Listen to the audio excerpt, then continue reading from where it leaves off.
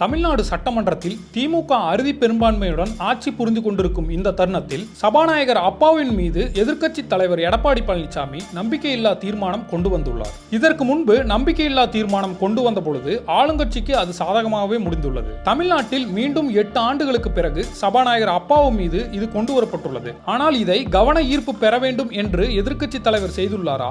என்ன நடந்தது? இந்த காணொலியில் பார்க்கலாம். ராதாபுரம் சட்டமன்ற தொகுதி எம்எல்ஏவாக உள்ள அப்பாவு 4 வருடமாக சபாநாயகராக பதவி வகித்து வருகிறார். ஜனவரி மாதம் எதிர்க்கட்சி துணைத் தலைவர் உதயகுமார் கொண்டு வந்த நம்பிக்கையில்லா தீர்மானம் மேல் இன்று சட்டசபையில் விவாதம் நடத்தப்பட்டது. 35 உறுப்பினர்களின் ஆதரவு இருந்தால் மட்டுமே நம்பிக்கையில்லா தீர்மானத்தை கொண்டு வர முடியும். அரசியலமைப்பு சட்டப்பிரிவு 179C சபாநாயகர் அல்லது துணை சபாநாயகர் மீது நம்பிக்கையில்லா தீர்மானம் கொண்டு வர 14 நாட்களுக்கு முன்பு சொல்ல வேண்டும் என்று கூறுகிறது. இந்நிலையில் நம்பிக்கையில்லா தீர்மானம் மீதான விவாதத்தின் மீது பேசிய எதிர்க்கட்சி தலைவர் எடப்பாடி பழனிசாமி அப்பாவு அதிமுகவினரை அதிக நேரம் பேச அனுமதிப்பதில்லை, அதிமுகவினர் பேசுவதை ஒளிபரப்புவதில்லை, அப்பாவு ஒருதலைபட்சமாக செயல்படுவதோடு ஆளுங்கட்சியின் எண்ணத்திற்கு ஏற்ப குறைந்த நாட்களே சபாநாயகர் அவையை நடத்துவதாகவும், கருப்பு சட்டை அணிந்து வந்தால் அதிமுக உறுப்பினர்களை தொலைக்காட்சியில் காண்பிக்காமல் இருட்டடிப்பு செய்வதாகவும், வெளிநடப்பு செய்தால் போங்க போங்க என்று கிண்டல் செய்வதுடன் சட்டமன்றத்தில் ஏதேனும் கேள்வி எழுப்பினால் அமைச்சரை பேச விடாமல் இவரே பதில் கூறுகிறார் என்று கூறினார். பல நேரங்களில் கேலி கிண்டல் செய்வதாக பல உறுப்பினர்களும் இதே குற்றச்சாட்டை கூறி வந்துள்ளனர். கடந்த வருடம் மழை இயற்கை பேரிடர் காலங்களில் மக்களுக்கு செய்ய வேண்டியதை குறித்து தமிழக வாழ்வுரிமை கட்சி தலைவர் வேல்முருகன் கேட்டபொழுது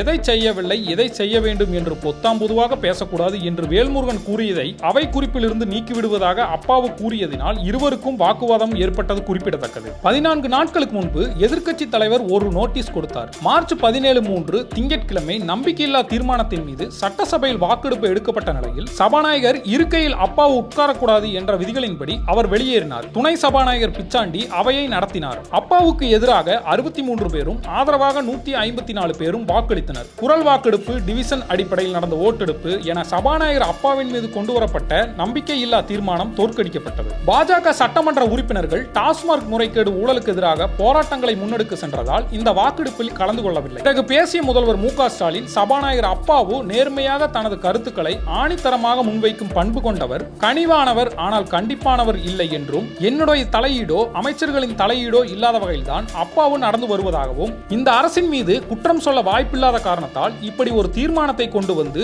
கட்சி பூசல் பிரச்சனையை திசை திருப்பத்தான் எடப்பாடி பழனிசாமி அவர்கள் இதை செய்வதாக முதல்வர் அவர்கள் குற்றம் சாட்டி வருகிறார். ஆனால் ஜனவரியிலேயே நம்பிக்கையில்லா தீர்மானம் மீதான நோட்டீஸ் கொடுக்கப்பட்டது. உண்மையாகவே அப்பாவு அவர்கள் பேச வாய்ப்பு அளித்தாரா இல்லையா என்பது வரலாறு தான் பதிவு செய்யும்.